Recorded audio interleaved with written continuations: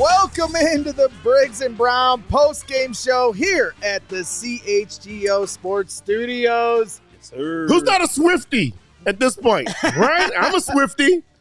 I'm not a Swiftie. You got to be a Swiftie today. You're a Kelsey brother, huh? Okay. How about it? I know. Alex What a Brown, day. Lance Briggs returning once again here to give you some postgame analysis. Saw him here on the first postgame show. Appreciate you guys sticking with us here all day long. Let's get right into it, guys, because we asked for the run game, and the run game appears. Lance, you've been begging for it. Ground and pound, meat and potatoes. Here we are. I didn't recognize the team that we had on the field. Okay, I knew that Blasingame wasn't going to be on the field today. However, we were in I formation. It was what all of us understand when we're in youth football, when your coach says it was in your face, smash mouth football. Yep. All right. Get 4 yards or more, we get a first down every 3 plays. And that's what I saw today. And it set everything else up. I'm proud because the one that I thought needed to improve the most was Waldron. I am really proud of him coming out and playing a system that he probably is more uncomfortable with playing. Staying with changes is what I think you have to have on a competitive football team. You have to make sure that nobody's comfortable, right? And I know we're all going to talk about Swift and how he had an amazing day, and he did. But when you bring Roshan up and you put somebody up there that can give him a run for his money, lit a fire. It lights a fire under you. It's time to go, right? So you start playing better. I like seeing, hey, Davis ain't doing the job. You put somebody else in there. Yep. Yeah. That can get the job done. Obviously, Davis had to come back because of injury, but changes have to be made. You cannot keep looking terrible and keep running the same guys out. At some point, it becomes the coach's fault because they keep running the same guys out there. So it was good to see. It was good to see guys that we haven't seen step up all season step up. Now, other guys kind of went away. I didn't really know where Rome Dunze was today. I'd like to see him just continue doing what he's doing and making plays week in and week out. But I thought it was a good day. I thought the defense played well. The offense, man, it wasn't the best day. Okay, let's not make any bones about it. It wasn't the best team they were playing against. But the way they changed the things that they were doing from the previous weeks and how you saw it was a clear cut. It's 3rd and 1. We're not trying to trick anybody. We're going to get this 1 yard. We're going to bring the big boys out. We're going to come out in 13 personnel, 1 back, 3 tight ends. We're going to come out, and we're just going to run the football. Yep. We're going to put some more meat on this field and run the football down your throat. And that's I like that a little bit more than line up in shotgun. 3 tight ends and a fullback that's actually an offensive lineman in Doug Kramer. They get on the goal line. Last week, stopped 4 times on the goal line, embarrassed everybody, embarrassed themselves, embarrassed the coaching staff, fans embarrassed. You guys are embarrassed. Everybody's pissed off about it all week. They get on the goal line. Roshan Johnson, I formation, Doug Kramer as your fullback. Hello. Let's go.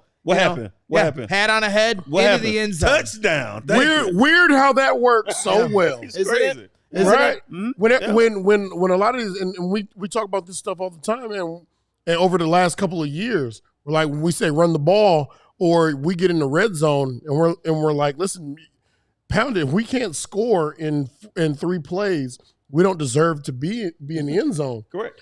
And a lot of times it's like, well, we don't want to move back into ancient times in order to run the ball. It's not that hard. It should not be that hard to gain a yard. It should not be that hard to with momentum to get 4 yards. Once you on contact, you fall forward. You have to have that dynamic or that side of your offense, because it's not just 3rd and 1s. It's not just 4th and inches. It's when we got the ball with 4 minutes to go in the game. We got the ball with 4 minutes to go in the game, and now it's time to run the clock out. We got to be able to pick up first downs without and make them use their timeout. Right. So you have to run it so they'll use their timeouts and you can pick up a first down. If you can do that, you can win a football game. Right. These things happen throughout the season, but they happen more often when you get to the playoffs. when you have to go win a football game. Now, on the defensive side, you got to be able to stop somebody trying to do that. Correct. Right? The 4-minute drill. That's what we call that 4-minute 4 situation. minute. Strap your stuff up. Yes. It's big boy pass. You know they're going to run it. They know they're going to run it. You got to stop You got to stop them. That's it. Well, you talked earlier about, hey, let's make sure everybody's uncomfortable. And this week kind of epitomized that. Going through the week, Shane Waldron said he went in front of the team and told everybody what he did wrong, that he didn't do right by them on certain plays. They had a leadership committee, Cole Kmet, you don't need all of that. Mercedes Lewis talking to the coaching staff. You don't need all of that. He don't need to talk in front of the whole team. He need to talk in front of the offense. Okay. He don't need to talk in front of the defense. He need to talk in front of the offense. Because the offense it sounds like that's what they did. Right. He said they talked in front of talked to the offense. Right. So I didn't want to hear what John Shoop had to say. I don't think it's that good. No, it wouldn't matter. Right? There's no game plan that John Shoop had that I'm going to be a part of. Correct. No, to be clear, Shane Waldron talked to the offense, and the offensive leaders talked to Shane Waldron. Yep. So it seems like then message was heard, message was received, and there was real changes here. You said you didn't recognize them today. So when you talk about that, like, did you guys ever have a moment where you guys had to have like a come to Jesus type thing to make some changes that needed to be made? See, like, when you ask that question, you have to understand when we played and where we're at now. Okay? 2005. I don't think we were leading in the game, but we played Cleveland. Actually, we might have been leading, and Cleveland came back and beat us. And it was at Cleveland. There wasn't a meeting called. Mike Brown came into the locker room and cussed everybody out. Sure did. Because that was not us, right? It's not how we play football. And it was said right there. And give a damn who was in there. It did not matter. But this needs to be said right now. And Mike Brown said it. I think we went on an 8-game winning streak after that. The media asked what was the problem right now. What was the problem with the Bears at this moment? And he said, we suck. Mm-hmm. Yep. We suck. And that's exactly what we are right now. Yep. That was part of their speech. Than that. We're a better team. Just weren't playing like it. Right. But we got to play like it. So you get called out. And these aren't, God dang, I can't stand it, but these aren't appointed leaders. These are leaders that are with your teammates. You just understand like who the leaders are. Mike Brown, Urlacher, Olin Cruz. You got your leaders, right? Yep. So when Mike B say something back in 2005, that's what it is. Yeah. And it's time to go to work, right? Yeah. So now you got a guy like, and I don't think I've ever even met Mercedes Lewis, but he's a captain. Yep. I mean, yeah, I think he played his 273rd straight game. Like, I don't care about that. He's a natural leader. I don't care nothing about that. He's got a lot of years. He's an old timer. He's like Mark Carmen. Ruben Brown played a long time. Yep. He played a lot of years at Buffalo, and then he came to Chicago, played a lot of years. I don't believe he was a captain once here. Mm-hmm. So don't give me that. He gave the best speeches. Don't give me that. Space Mountain. Yeah, Space Mountain was amazing. What you know about Space Mountain? Dude, Space Mountain was amazing. Come on now. Like, but that's I followed every footstep you guys were walking that year. Come on now, Space Mountain, baby. You had me screaming in my living room. So now you listen. There was a lot of leaders in their own right on that team, but a lot of guys were hesitant to give that pregame speech, because if there was an inch of a mess up, you're gonna get killed. Yes. You're gonna get killed. And I remember one time I was trying to do a rendition of a speech that I heard as a kid, and it was like, hey, one play at a time, one series at a time, one deal, and I accidentally said 1 second at a time or something like that, and everyone was like, 1 second? You know how many seconds are going to be in a game, and I was like, I'm not doing this anymore.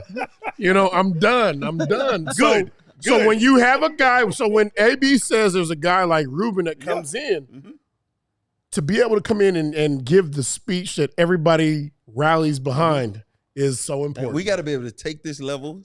Take it to a level that no one unwilling and unable to match. My God, that was it for me. Space Mountain. Space Mountain. And you know what? Honestly, I understand where you guys are coming from with Mercedes Lewis, but they don't have that guy on their offensive line. They don't have the person that's gonna really shake this offense into the headspace they need to be. So Mercedes Lewis heard what Shane Waldron said, and then he said to the media during the week, I told him, like, hey, stop babying us. Like, coach us up. Start yelling at us. That's great you took accountability, but it's time to hold players to account too. Correct. So it seems like today that message was received because DJ Moore's kind of softly spoken, leads by example. Caleb Williams is a rookie.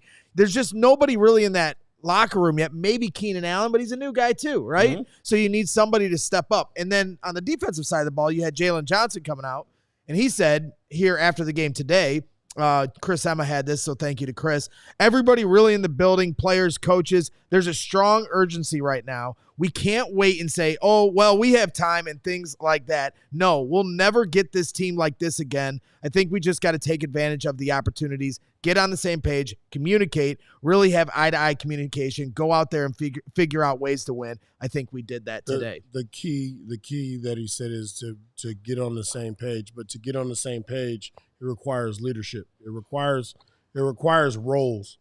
Everybody has to understand what their role is on that team. Mm-hmm. So I think when you look at the teams that are the most successful, they accept their roles. You know, didn't matter how I felt about myself as a linebacker. I knew on this team that the face of our franchise is Brian Urlacher. All right. So how can I lead in my own way? All right. I'm never going to be the face of this franchise because Urlacher is the face of this franchise. That's the face of this franchise. You know what I mean? But I will have to, so it means that I have to lead in a different way. And that goes for everybody else. This is stupid because that's exactly what we would do. You mess up any little bit, boy. Any little bit, we own you, boy. I actually think that what I said was on point. But it was great. It was great. I was on the same page. Thank you. I was on the same. That's why Braggs is so close to Briggs. The Briggs and Braggs show, live here at the CHGO Sports Studio. Wow. Alex Brown, the hater, here in the middle. No, screws it up. Right here. Oh, well, let's get into it. We've been talking a lot about the team's camaraderie, everybody coming together, but let's start here with the offense. Everybody wants to talk about Caleb Williams. Last week throws for 363 yards, but he has 3 turnovers. Mm-hmm. And so everybody's talking about development, looking at him taking the next step, but 52 passes, way too many. Today, they tightened things up. Playing winning football, right? 17 of 23, efficient, touchdown, no turnovers on the day. Alex, I'll start with you since you're the Caleb guy here, the resident Caleb guy. I'm messing with you, Lance. That's right. Stop that. Let's at least get halfway through this. I just love the way you introduce him. It triggered that. I triggered you. So the issue. Yes. So the reason we're able to do that today is because we're able to run the football. Right. When you're able to run the football, you take a lot of pressure off the quarterback. Now play action passes should work. Now there were a lot of things still went wrong. Like he still was hitting the back of the head today. He still seemed like on the verge of throwing a ball and it gets knocked out of his hand. We recover it, but can he step up into the pocket more? I'm gonna go back and I'm gonna watch it again because I want to see what's going on. Is the left tackle being beat that fast, where Jerry Verse gets in and is able to get to the quarterback before he can deliver the football? Because I believe it was Rome Odunze that was coming open on a post route that he was trying to get the ball to. Yep. But some of these things is these are big plays that we're not getting an opportunity to see or hit, and then the big plays that he's not making. Right. He's every single game. We keep coming in. We're talking about him overthrowing people. Yep. So, yes, we won the football game. That's what matters. You want to win. Winning ugly is better than losing pretty. Mm-hmm. Okay? So, but I want him to start playing at a high level. He said after the game, he's feeling more and more comfortable. So, I can't wait till that starts to show up on the field. He starts to hit these deep shots that we're getting because some of these guys are open. And sometimes he does have time to deliver the football. So he got to start putting it together. He got to start doing it. And it's not like I want him to do it tomorrow, right? I would love for him to do it tomorrow, but this is a long play right here, right? Yep. So if he doesn't do it this year and he just continues to grow as a player, sure, then let's come back next year and we're going to go for it, right? He's a young quarterback. He's a young player in this league. I'm all for it. What is your problem? So, he was critical. I'm sorry, I don't understand how. He was balanced, and now you're laughing at him. I was there until you said it's not like I want him to do it tomorrow. That doesn't make any sense. Yes, you want him to do. You want him to do it today. No. That makes no sense. Okay, oh my God, it doesn't. It doesn't. I'm saying he doesn't have to. He's just trying. It's a process. He's just trying to trigger you. You want him to do it yesterday. All right, and the problem that we have with the first pick in the draft, is we come from a time period where these draft picks, they sit behind and learn and they develop. There's a development process that a lot of them come from when Alex and I were a lot younger. Now we throw them right into the fire and we expect them to deliver right now. And that's not realistic. You have your Patrick Mahomes, you'll have your CJ Strouds, but that's not the reality of the position of these kids. And we put a lot of pressure on them to come out and perform right now against what we would say is even talent.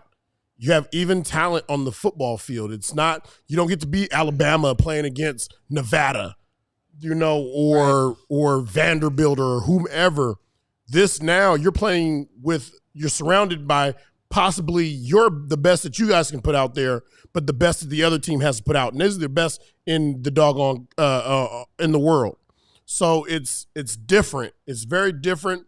I think some of the pressures that we have on that we hold on these players like Caleb and like Odunze or whomever is a little bit unfair, however, at the same time, they do get paid a lot of money. Yep.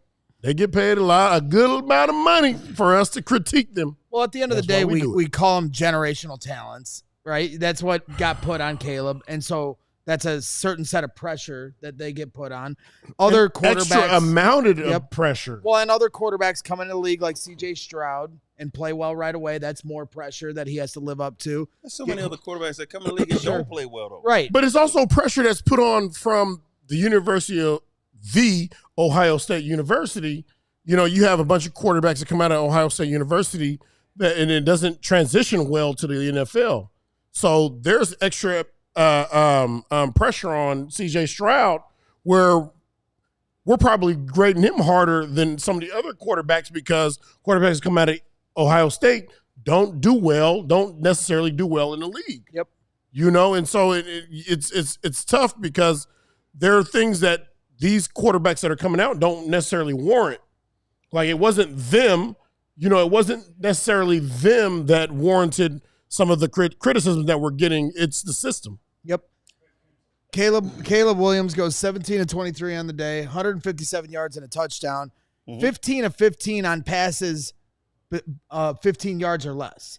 Yeah. So anything he had to check down, he was efficient, was taking care of the football. But then to your point, anything he was trying to push the ball downfield, he had two nice throws. One in the red zone for the touchdown. Big time throw. That's DJ. A big money throw. And it's good for him and DJ to get on the same page because you felt frustration starting to reach another level. And I can understand why they want to win games. And then Caleb goes through his progressions. Bang. That's a throw with conviction. Alex, when we were watching the game earlier, that's what we talked about. Yep. He's trying to loft him in. He's got all these different kind of touch throws to try to get over the top on a defense, but that time he gripped it and ripped it. We call those are fingernail throws. Sometimes you need those throws. The one he made to Cole Kmet over the middle of the field. That's a dot. It was a beautiful throw, but it was a touch pass. You can't just grip that and rip it.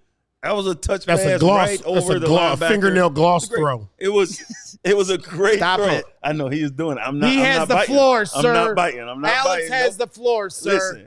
Listen, so Caleb, the key stat here that we're not really talking about is that in the wins that we've had, we're 2-2. In the wins, what has he done? he hasn't turned the ball over. Bingo. Don't turn the ball over, and we got a chance to win. That's the key. He'll play better, but he can't hurt the team. Right. Just don't hurt the team, and we'll have a chance to win because you do have a team. It is a team. Yep. And if we can run the ball like we ran the ball today, if we have this type of play calling from the offensive coordinator, yes, that's going to keep us in the games. The defense is going to play at a high level, going to keep us in the games. Like, I think this is a formula. They're starting to figure something out. And if we all become Swifties. Well, listen, I like Roshan. I like them all. Well, let's talk. It was a Swifty type of day. Well, let's talk about it. Let's talk about the run game. Gosh. And yes, let's get into the super chats. Let's get a super chat because Caleb Williams played so well. We've got a super chat asking how the opposing team should stop him next week. So this is good. LBAB, you see Caleb willing to dump off and has a decent run game. Do you guys put less in the box or commit harder to the blitz to try to stop Caleb? Appreciate you, Zero Demon. I think I want to be able to stop the run with 6 in the box. If I can do that, I think we can stop the pass, or we can really put pressure on the quarterback to make throws in smaller windows. But the blitzing worked too. Like the blitzing really worked against when they blitzed us today. I mean, there was a third down there. It just seemed like all the gates just fell open, and he just got smoked. So I probably put less in the box because I think we can, depending on the team. I mean, I think you can stop the run with 6, but if you can and you don't have that team, then you might need more. Yeah, that's fine. What I would do is, listen, he's still a young quarterback. I would still want him to make decisions a lot faster than he may want to. So I'm going to bring some. I'm absolutely going to bring some pressure. I'm going to bring 5. I'm going to bring 6. I'm going to disguise it. I'm going to do what they're going to get against Minnesota Vikings. So does that say something about?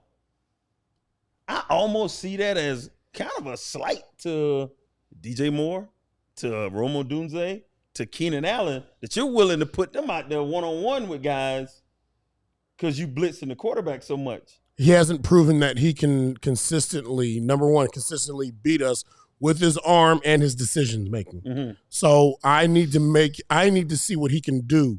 You have to challenge these guys. Oh, for sure. You know what I mean? Like listen, you know, when you get in that defensive room, it's not about what people are saying on the outside. It's about what you really feel about this guy, what your breakdown is. So our breakdown is listen, he's going to hold the ball too long. All right? He's going to hold the ball too long. If we bring pressure, he's going to hold it and we're going to get sacks, or he's going to throw it in a position where we're going to get opportunities. So Shane Waldron identified that they were bringing the heat because Caleb's trying to hold it and stay in the pocket, and the counter was to throw some screen passes. That worked to a big effect for DeAndre Swift today. Yeah. And talk about, because the one thing that I noticed today, and Caleb brought it up in his press conference, was the no huddle and getting to the line of scrimmage, playing with tempo. And there was a point in the game where it felt like they were like, all right, we're going to heat them up because they're playing with tempo and we're going to push their envelope. And then they're like, whoop, here comes the screen pass. For you guys, what was it like to go up against a team that was playing not necessarily no huddle, get to the line of scrimmage, bang, call the play, but tempo where they're getting in the line of scrimmage and not letting the defense come off the field?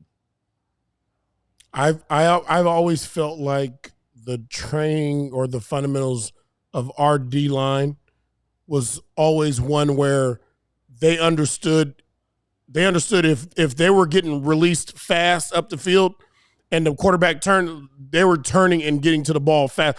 I thought that we did an outstanding job, not only as a defense as a whole, but it starts up front, watching our guys turn and run to the ball when it's a screen pass. I don't think screen passes were something that were a big success against us especially during our heyday. You saw Austin Booker do that at one point. They threw a screen pass on the Bears. Austin Booker trying to get to the quarterback. He's dead to rights. Whoop, turned around, kept that pursuit going, and got the backside tackle. Absolutely. You got to read that right. You got to run to the ball. I mean, that's the only way. That's how you stop screen passes, because they let you go. And if you really think you're that good where you're just going to come scot-free, you're fooling yourself. You're not that good. They let you go through. So put your foot in the ground. It's a great test, turn around, too. And let's go. So it's a great test to see somebody like you. what's your football IQ? Right. You know, like if he are you gonna olay you, right? And you olay still going, and you run up the field, I got this sack. No, you don't. Good Lord. No, you don't. They want you to go up the field, so now that guard can get up to the linebacker. Look at this they dummy. throw a ball over these 4 dummies up here, and we used to. Oh man, not to say it never happened, because it happened. Right. But when it does happen, you got to turn and run, because you can make that play and not just the tackle, because the running back don't see you coming. You can punch the ball out. You can rip that ball out. We can get a takeaway because they run these plays and try to prevent them from doing this. So there was probably a time where a coach called a good screen pass on you. You thought, oh, I'm about to get a sack here. Eyes get wide, and then, whoop, here comes the screen. But El Boogie's over there holding things up. Because the thing that I love about good linebacker play, and you saw this a few times with TJ Edwards, where he doesn't over pursue. The blockers got him, but he's staying with the line of scrimmage and just keeping everything in front so everybody can catch up to the play. I'm not a big fan of that. I mean, I hear what you're saying. I think the better verbiage for that is he's planting his foot and he's flying to the ball. You have 10 other guys that are flying to the ball. So if you miss to your leverage side, when you miss to your leverage side, it cleans everything up for everybody that's coming. When you do that, when you play the way that you're describing TJ playing it, it's almost like he's scared to miss. Don't be scared to miss. Just miss on the right side. Okay, that's it. Miss on the side where all the pursuit's coming, because the pursuit should be coming. Like, you know what I mean? Sure. So they got to be running, and if they are, then they're gonna. When that guy stick that foot in the ground and come back here, there should be a defensive lineman, 300 pounds, kissing him in the ear. Yep. And it's one of the most difficult things to teach defensively as a whole, because you have drills for DBs where you have them stuttering their feet. Then you have a drill for a linebacker and a lineman where you're not stuttering your feet. If you have one group that's doing something different than everybody else, it screws the whole thing up. Everybody's got to fly to the ball. Mm-hmm. Nobody should be stuttering. Nobody should be breaking down. Everybody just shoot on your leverage side and we'll be fine. Mm-hmm. And you'll have more success defensively than you absolutely know. Mm-hmm. All right. As long as you know that first guy that misses that tackle, you're not coming down like, you can't miss the tackle. When you have 11 guys that are flying to the ball, that first guy that takes that shot moves his feet. All right, everybody else is going to take that shot. He's not going to go anywhere. So when I turn and I run to the football, because that was more of what I was doing on screenplays. I know we're talking about a lot about screenplays right now, but as soon as the ball goes over my head, I stick my foot in the ground and I'm taking off running. I know that if Peanut does or Vasher does miss this tackle, I know exactly where the running back's going to come, where he's going to be at. So I'm running right at that spot. Yes. Right? So he's not there now. But he is going to be there if Peanut don't make this tackle or if Vasher don't make this tackle. And if he is, I'm going to blow this joker up. So, and that's it. And the biggest mistake a lot of defensive players make is they're running to where they think the runner's going to go. Mm-hmm. And so when you run to where you think the runner's going to go, you open up a lane for him to cut back on you. And if everybody's doing that, now you just open up a lane for him to run, cut back all the way against the grain and score a touchdown. Yep. We definitely talked a lot about screen passes here today. DeAndre Swift. No. It's worth it, because DeAndre Swift had 7 catches for 72 yards, average of 10 yards, 10 yards a catch. And then he also had 16 carries for 93 yards, average around 6 yards a carry. He was the first running back since Jeremy Langford, I think in 2016, to have over 70 yards rushing and over 70 yards receiving as a running back. State guy. Hey. Yeah.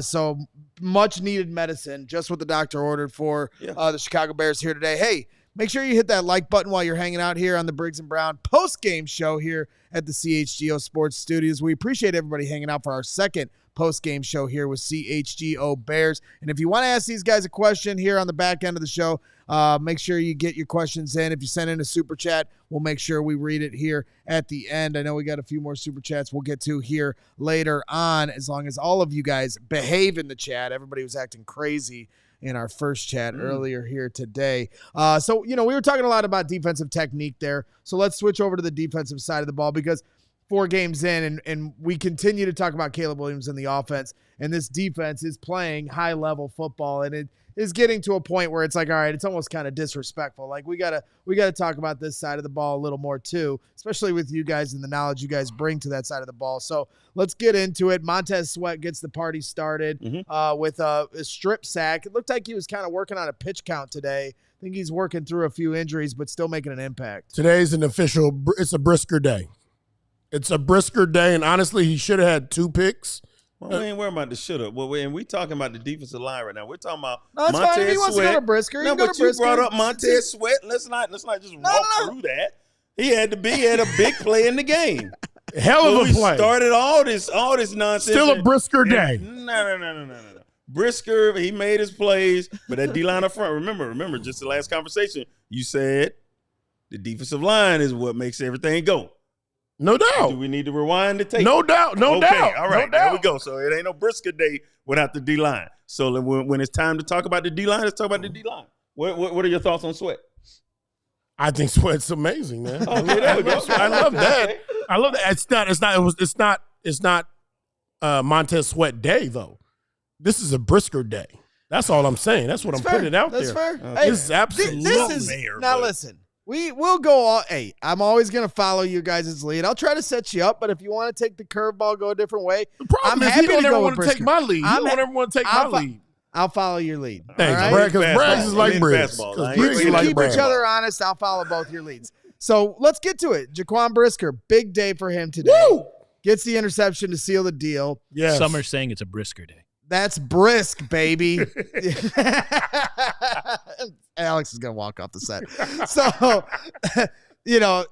fill in the hole, got a sack. They sent him. They sent the house. He got a sack. Yes. There was at one point where they needed a 3rd down stand. Jalen Johnson holding the guy up. Boom. Brisker hit him with the brick wall to stop him and get a 3 and out. For a loss, the way he triggered and got to the back. Holy moly. Yep. Are you out of your mind? Come on now. You know what? So I'm trying to keep count. That was what, 4 plays?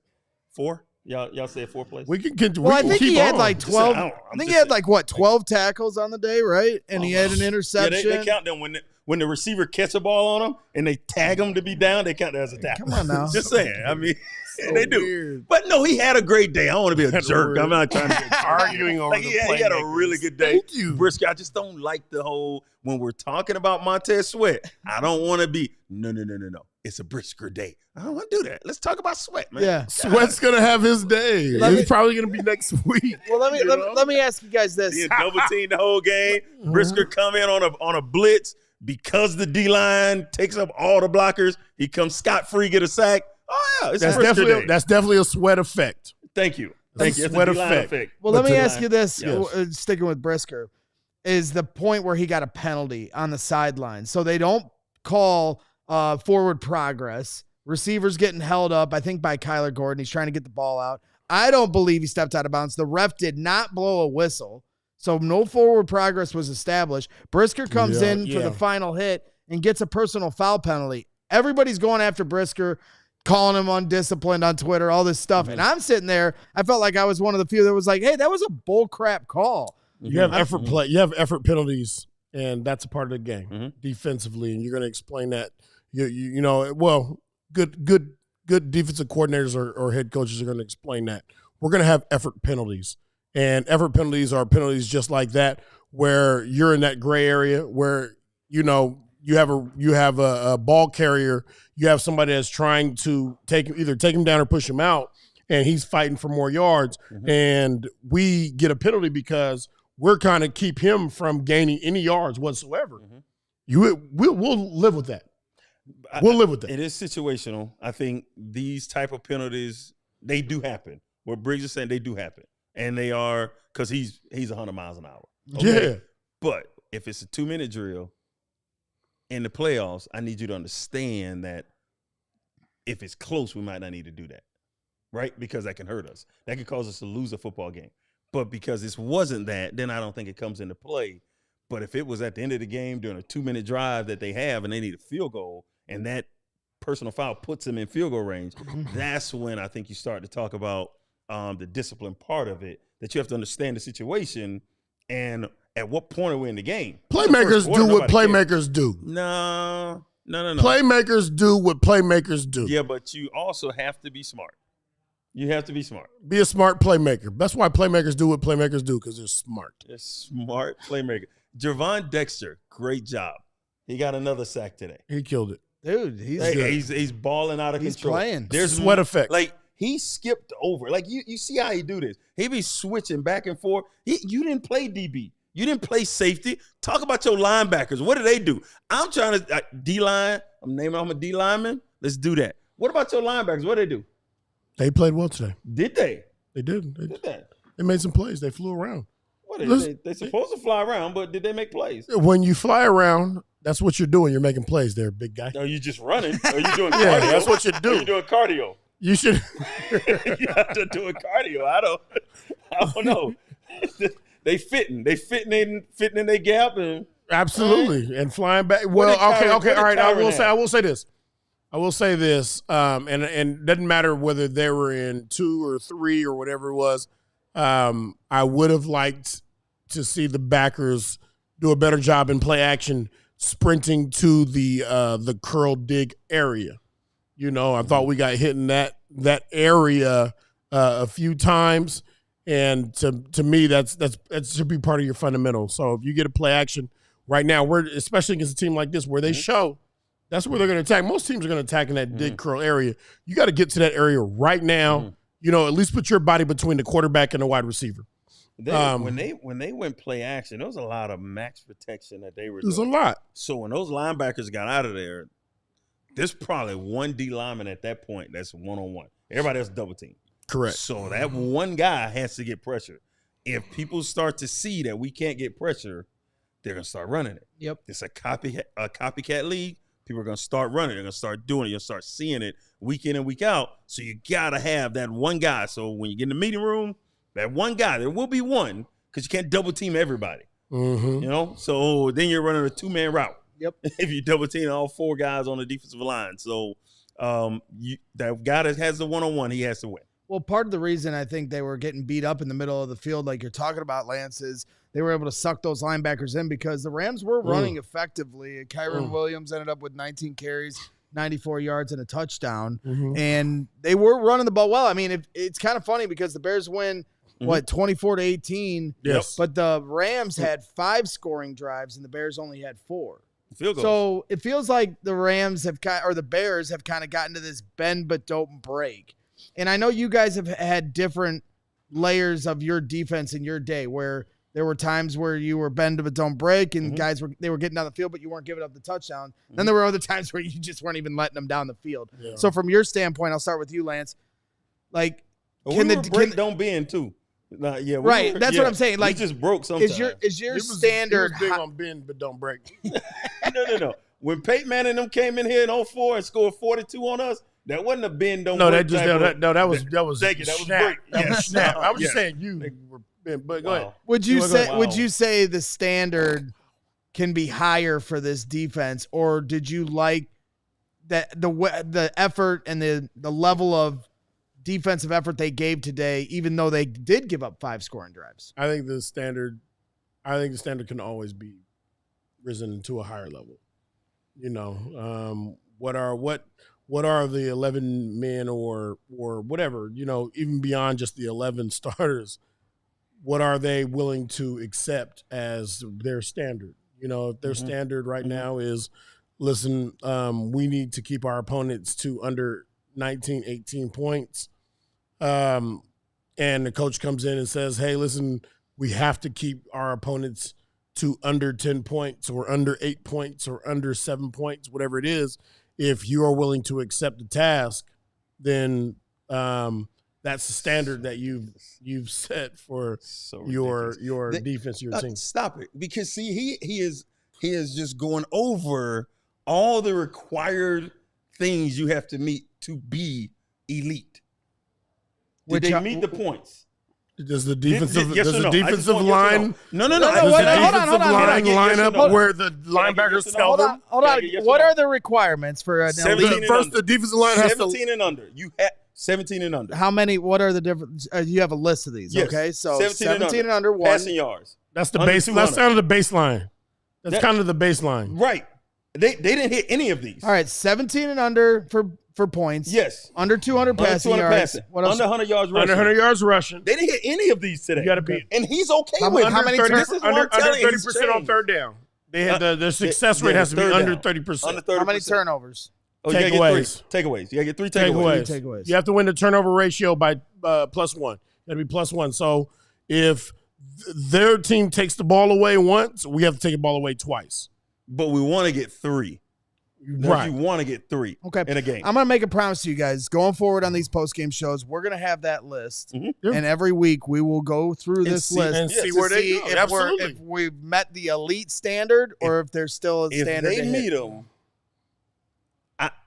if they meet them, they win. Is that all of them? Or there's any we can get through. If they meet them, they win. But that's how the grading system is skewed, for the defense. In a lot of these games, that's why there are times where Alex will say, "I don't know why you graded them so high," and they gave up, over 100 yards rushing or Correct. over 200 yards passing, or the points were over. So you don't think they're elite? Well, they didn't meet because if they're elite, then you would grade them the same way. You would make sure they're meeting the criteria before you gave them a good grade, but they didn't meet. I cannot wait to see the professor, boy. I cannot wait to see the professor. Are you grading them on a curve now, Professor? Yes. I always needed the curve. He's grading them on the curve right now. That's what he's doing. I didn't pass without the curve. I cannot wait. Ooh, I can't wait. No, this got tricky real fast. I'll tell you that much. Rex, what do you got, Jake? Tell them what Cole Kmet on the 85 that people can watch and listen to every week here at CHGO and ALLCITY Network. He said Coach Flus, he has kind of a standard that they have for the offense, right? Yeah. Every possession should end in a kick. Yep. Correct? Yep, I've heard that. Yep. Okay. Mm-hmm. Today, did they do that? I don't know. They did that better. Yes. Didn't have as Well, many they had turnovers. to. They didn't turn the ball over. They didn't turn the ball over. So, yes. Right. So every score possession ended in a kick. Yeah. Score or kick. Well, or if a it's a kick kick, because of a field goal. I extra apologize. point. Yes. Yeah. I like extra all the point, standard field goal, talk. something. Yeah. It leads So to victories. there is a level, and then So we'll have the offensive standard that we'll have. I'll make Yes. sure Cole, if there's any extra ones, Cole can give us on Tuesday. Then we'll have the defensive standard. We'll go through that. I'd say That's a really idea. good. So let's not say that's elite. I say that's really good to be really good because Levy would move those numbers as the season went on. He would move them, and then you come in one day and it's like the number's 14. It's like, seriously, because it depends on the team you're playing, right? But you're in that room. No, I'm saying like, would he make the number tougher if it was a team that he wouldn't thought take the you number should up. dominate? The number didn't go up. Okay. So if Peyton Manning or we went to New England 06. Yep. They scored 17. Hey, that's a passing grade. We took the ball And away we took the ball away times. 5 times. They just took the ball away 6. Yes. Like this is the type of stuff that like it's a crazy way to think. But it doesn't matter what they do on the other side of that football. But if you not do the things you're supposed to do on your side, you should win. And if you're not being taught or your philosophy isn't that defensively, in my opinion, you're doing your team and your defense a disservice. Yes, agree. There's no way that you should play defense thinking that we just need to outscore the other team. Our offense needs to outscore them. You're not doing your job defensively if that's your thought process. When Brisker, y'all brought up the Brisker play. Yep. The Brisker sack. When he came free over the top of Matthew Stafford. Yep. And I'll have to go back and look at it, but I don't believe I saw him ripping at the football. Like coming in trying to knock the football. I was just trying to take his head off. Yep. But that's all cool. That's great, but we need the football. Right? Come like on. there's other things like, yes, making a sack is a great play. And we're being nitpicky, but this is what great teams, great defenses do. They be real nitpicky about stuff. And when you have an opportunity to take the football away, you take the football away. Or you at least try to take it away. So Period. that's it. Yeah. Well, hey, pretty good stuff there. The defense certainly moving along. Bears moved to 2-2 on the season. Now they have the Panthers coming up next week. Panthers gave the Bengals everything they got. So now see if Andy Dalton tries. He had a revenge game opportunity against the Bengals. Now he gets another revenge game opportunity here coming up against the Bears on the lakefront. Bears have been playing really well at home. I think 7 straight wins at home. Right. Yep. So, like, as tough as it felt the last couple of weeks, we talked about this on the last post-game show, but they lost 2 games this year back-to-back, but they were both on the road, and they were both AFC opponents. So you can take care of your home turf. Yep. You can take care of your division and your conference matchups. So it's an opportunity for the Bears to get back over 500, winnable games coming up on their schedule as they continue, if they can continue to have this winning formula. Let me say this right here because I'm sure everybody at home, I'm sure y'all know this, but I'm going to say it anyway. This game was super important because once they get Puka Nacua back, once they get Cooper Kupp back, once they get these guys back, they're going to be a team that's vying for that last spot. But we have that tiebreaker over them now. Right. That is why this game was so important. Just like the AFC games that you were just talking about. Right. Yeah, they're losses. Nobody want to lose, but you want to win those NFC games. If you had to pick between if you'd rather have the Colts game or the Rams game, you want the Rams game. Take the Rams. Obviously, you want both. But if you had to only pick one, correct, you're going to take the Rams game. Agree. Does that make sense, Briggs? You got any? It makes sense. No objections, Your Honor? I'm not here to object. No objections. I'm just here to speak. No objections from the professor. We appreciate everybody hanging out. Once again, please hit that like button. Hit a like spike here. Yes. Blank name. Lovey Smith is speaking to us right now about taking the ball from the offense. Lovey Smith, legend. Trust the vision. We are 2-2 in the first quarter of the season. Yes. We don't have quarters anymore, though. He'd have to change his math up. That's true. We got to change that up because we got 17 like games. That. I don't like Patience. That. Yeah, and then an 18-game season right around the corner. So, coming, yeah, we're getting to it. You guys are welcome to come back to anything we miss offensively or defensively, but let's talk about Tory Taylor here today. I mean, all this talk about drafting a punter, in the 4th round, and Adam Hogue's big special teams guy, so he loves it. Mark Carman hated it. I was fine with it. And today he showed why, you draft this guy. It doesn't matter what round he's in. I mean, I think he ended up with like 200. It does matter what round he's in. Okay, go ahead. It does matter. It matters what round he's in. And we listen, he did a hell of a job today. He did. We played against the Rams. They're not a top-tier team. They're rebuilding right now. This is a game that after our first 3 weeks, we said this is a very winnable game. No, not a winnable game. This is a produce or bust game for us. Like, we need to produce against a team that gives up, or defense that gives up 30.3 points a game. They give up 250 yards passing this on a Sunday against a Bears team that is coming off I would say a pretty decent passing yardage game against the Colts. So yeah, I just, to me, I see it a little bit differently. You guys can tell me how you feel about it. Well, Lance, through all of that speech there, that I don't know if any of that had to do with Tory Taylor. So, Alex, I'm gonna go to you. I don't know. I'm just asking. Saying like they could have someone else in his place to make an impact. Thank you. Somebody. No. Jake saved him. Thank you. It doesn't matter. I'm sorry. I guess I wasn't listening. But it doesn't matter how good the team is when we're talking about him changing the field position.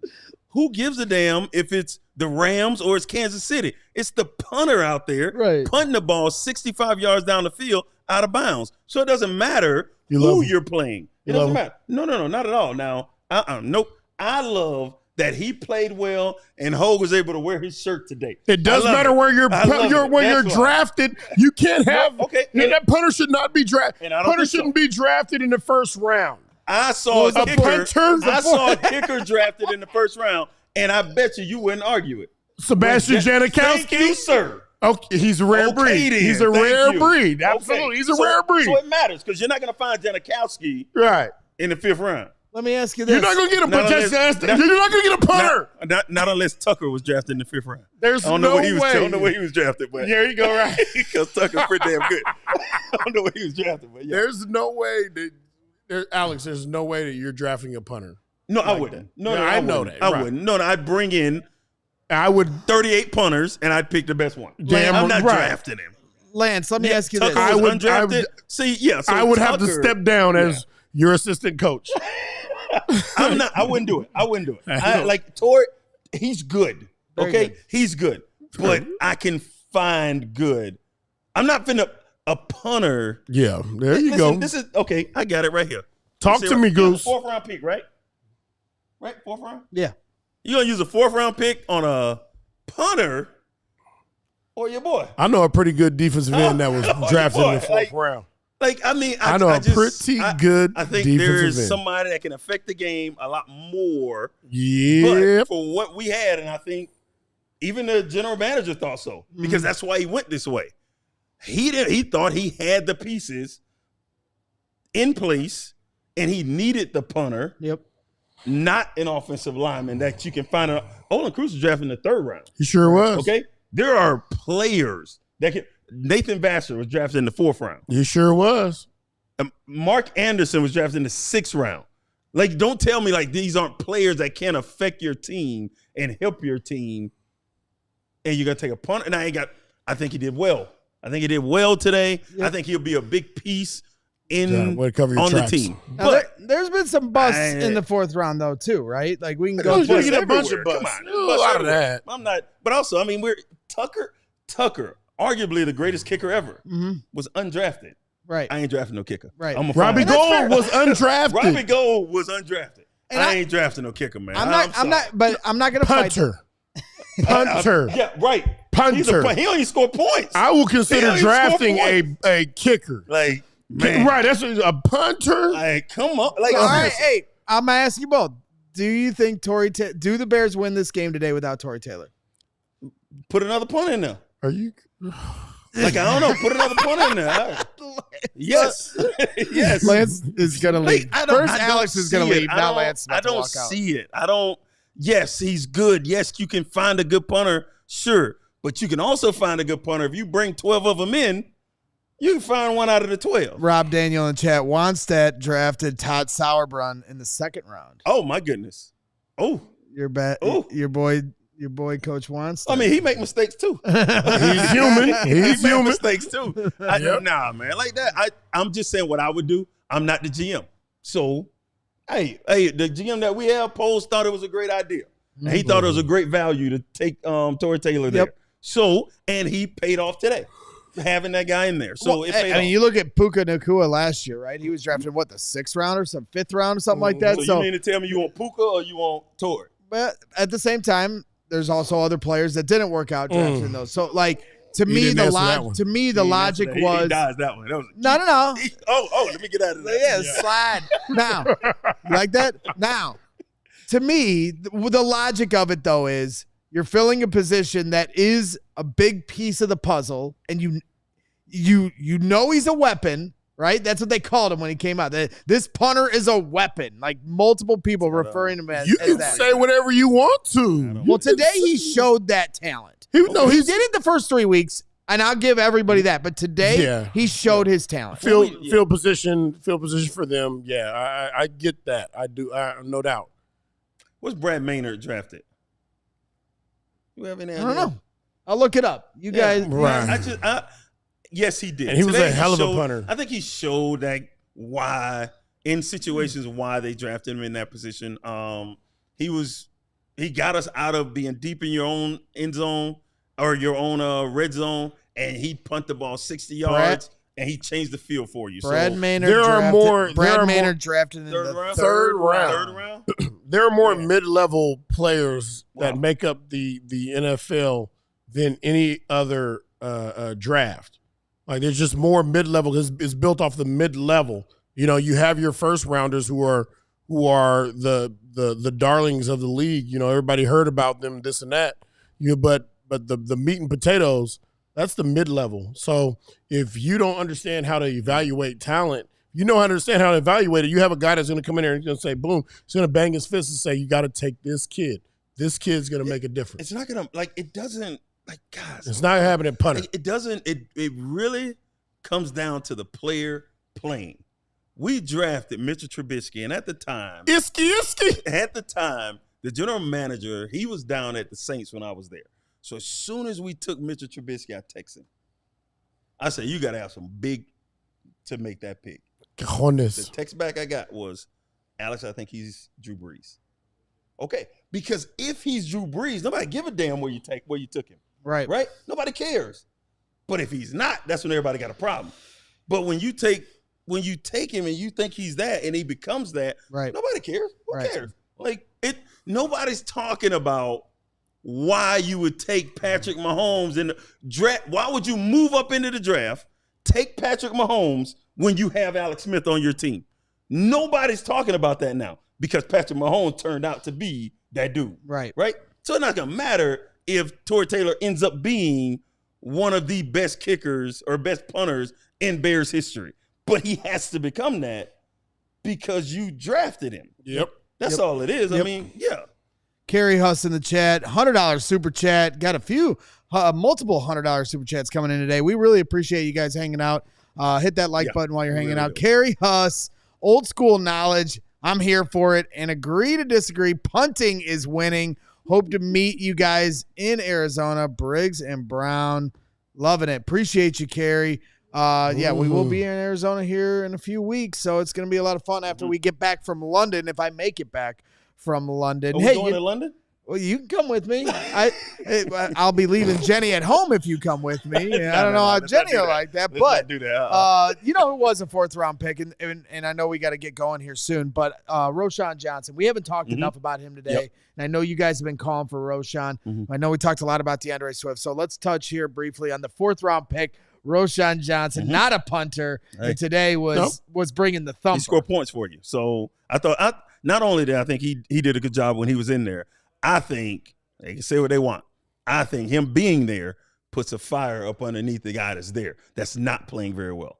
That doesn't mean he's going to come out and play well, but you have a couple changes on the offensive line to let them know, hey, ain't nothing solidified here.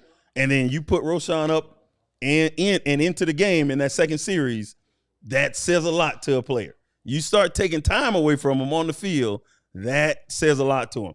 And we saw Swift do some of the Swift things we thought he was gonna do back when we first got him. Right? We started to see that today. So that was good to see. I was glad to see Roschon get those tough yards. I think they can be that type of balanced, dynamic duo. So I was happy to see it. It's fun to watch. Yeah. It was kind of like when you got that interception in Dallas, that little shimmy shake through the hole. That's kind of little Roschon-esque. I was hauling ass. 75 you had yards. some running back moves in your day. Why don't you ever come up with this stuff for me?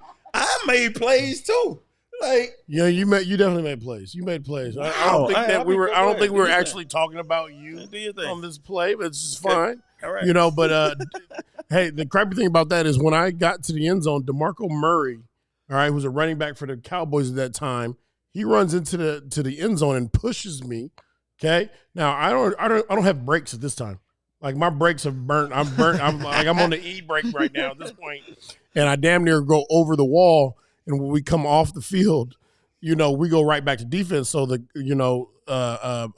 Babbage, she's like, hey, do you think you can go? And I said, I can go. Right? Don't worry about it. He was like, because that was a long run.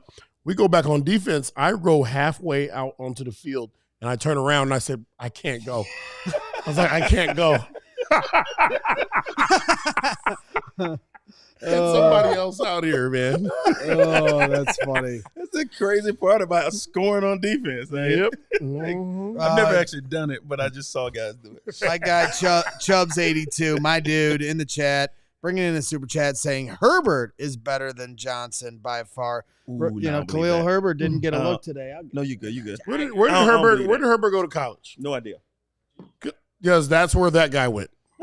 Hey, Virginia Tech. He's from Blacksburg, right? Virginia.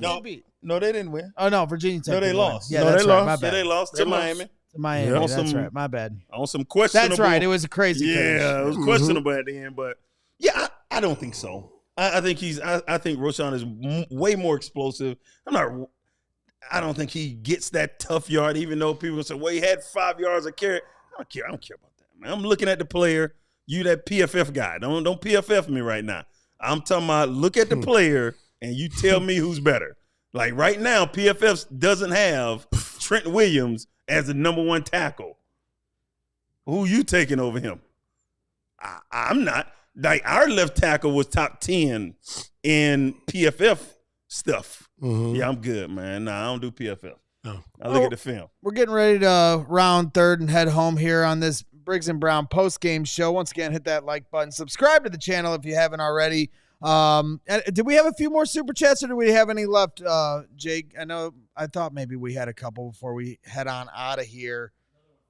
Another one from Chubbs here. Chubbs. Herbert has several 50-yard runs on his resume. Yep, understood. Yeah, hey, it's good. It's good depth to have. Keith Traylor has one too. I like Herbert. I like Nate Newton got one too. We're talking about him being a better than Roschon. We'll just agree to disagree. I mean, I appreciate you watching and like with the questions but I disagree with it. That's all. I disagree with everything he says. So no, Chubbs is my guy, and he'll always hold my feet to the fire. Back when I used to do podcasts on my own stuff, Chubbs would be my only viewer for like 2 years, and nobody watched. And I just Chubbs was my only viewer. Chubbs is a day one, a real one. A real one. You know what, Chubbs? Young Chubbs. Damn, hey, I still think you're wrong, but I appreciate you, Chubbs. No, Chubbs loyal to his bones. Love that dude. So I don't know. We got a few in here. Marco Resendez, $5 super chat. Briggs, it was watching you, Peanut, and Hester that made me a Bears fan as a kid from Boston. Yeah. You were my first jersey. 55 and 33 belong in the Hall of Fame. 100%. Alex, not happy. I was here a full year before them, right? You do know that, Marco. Like, I was here a full year before them, starting. Like, I wasn't on the bench. I was starting a full year before. Like, do you remember when Briggs was number 91? He doesn't remember. No, because he was awful. He wasn't That's awful. A lot of. He wasn't awful, but he wasn't 55. He wasn't the jersey that you had. There was a transition going on. That was a transition. You were transitioning? That was a transition. Lance, don't do that. Lance, Alex getting, you get a lot of flowers thrown your way, and Alex, gets pretty upset about it. No, I don't. I like just to be clear to y'all. Because you get a lot of shovels and dirt. I know. Damn it. I know where I stand on this thing. I thought I was a pretty good player. This man here, he's gonna be in the Hall of Fame. So yeah, appreciate you, man. I don't. No, not at all. No. All right, cool, Alex Swifty Brown, $20 super chat. We got Swifties in the house. Wow, Swifties! Yeah. Look at this profile picture. You see this? What is Swifty that? Brown. Swifty Brown. That's nice. What is this? It's my new. You know what? I might have to post that, man. Welcome to my new avatar. Welcome to the CHGO YouTube chat. Make yourself comfortable. Swifty Brown. Swifty figured it out today. He pressed the hole and then made a move. Before he was dancing around in the backfield, I knew he was trouble when he walked in. He's also probably threatened by Roschon. To your guys' point, he's feeling 23. So Roschon, hey, that's good. Iron sharpens iron. Mm-hmm. Pressure makes diamonds, right? Carrie Huss, $50 super chat. Bear down. See you boys next weekend. Excited for it. Carrie Goose Gabbana, $9.99 super chat. Appreciate you tuning in here, Goose. So that about wraps things up here today. Unless you guys got anything that I missed, as we went through it, offense, defense, special teams, the whole 9 yards. No, I did hit on Dexter. I thought he had he made plays today. I thought he made plays today. I'll have to go back before I can actually say he had a good game. But he made plays. If they can go through a game and they don't call your name, you're doing something wrong. Yep. So it was good to see how Sweat won, beating 2 guys. Yep. Like he's still that elite pass rusher, man. He's good, man. Gosh. And I can't decide if it's just the rotations they're playing on defensive line, or if he's playing hurt. Because there's times even on the first series he was off the field. So I'm hoping he's healthy, and it's just these crazy rotations that Eberflus does. But even so, he makes impact every time he's out there. 2 more Super Chats rolling in here in the last second. 2027 Super Bowl from Bubba Homeschool. Texans 27, Bears 23. I don't really agree with that, so you can hit the road, Bubba. Chubbs 82. $5 Super Chat. We appreciate you, Chubbs. All I know is I didn't sell my Bears-Packers tickets today because we won. All right. What happened to Zero Demon? Wait a minute. Whoa, what happened? We did ignore what? Where you at? Yeah. So, well, he's got a little. It's a layered Super Chat. Okay. But I can read half of it. I think he was dialing Briggs up for Justin Fields, which is we can do this. It'll be funny. Before we do that, can we do one clarification? Mitch Trubisky was not Drew Brees. He was not. No, he definitely was not Drew Brees. Zero Demon is be mentioning them in the same breath. So Briggsy, Zero Demon is a demon in our chat daily. So he's holding your feet to the fire once again. And he says Fields had 300 yards of offense today, but lost. So according to Briggs, it should all be his fault. Looking forward to hearing about it. AB, talk to him, man. Where you at, Briggs? Hey, see, it's not Justin's fault because I saw that stat line. That boy had over 300 yards passing. He threw for a touchdown, ran for 2 touchdowns. I mean, shit, how much else he need to do? Yeah. He did have 1 fumble, but it sounds like it was more the defense that gave up all them points in the first half. And then that offense trying to catch up. So what you did there was turn the table on me. Now you got me supporting Justin Fields. That's what you did. He's a thing in the past. He's a thing in the past. All right, we got to let it go. Now you see this? Got to let it go. You're over here defending my guy. You know what I mean? Wow. And it just doesn't don't worry. sense. You got the 1 jersey. I don't know what you're going to do with it. My 18 is on its way, baby. Let's go. Yes. Chubbs 82. Yep. We're going to get out of here soon, guys, but we appreciate you guys throwing in the Super Chats here last minute. Chubbs 82, $5 Super Chat. I'm a Bears fan. I don't give a crap what Justin Fields did today. I know. Everybody's hung up on it. For sure. I'm with you. So, yeah, we had some really nice comments. I know a lot of people, Blake say he always has a phone. Yeah, do Grazium 22 saying Briggs and Brown was my favorite on NBC Sports Chicago. I think today might have been their last day on the air, and that's a sad thing to see. We all enjoyed. Hey, but we're here though. You guys are here, and that's what they said. Baby. Once I stopped seeing you guys there, is what made me find CHGO Sports. So props to you guys for bringing Do Grazium over here and became a fan of Braggs, Carm, Nick, and Adam. Great collab. Bear down from Phoenix. Your neck of the woods, Briggsy. Yes. Nice and warm. Nice and warm. You guys are going to be getting back to it here soon, I promise. So, all right, that wraps things up here tonight. Bears win. Moved to 2-2. Gosh, man. Who wants to send it off? I always let you guys fight this out. He's a send-off guy. You know what? The Bears won. Bears won. That's all that needs to be said. Be happy. Hey, go have a No, don't do that. Don't do that. No, go have fun tonight. And remember, bear down. Be happy. Be nappy, but don't be a slappy. We all silly like the mayor.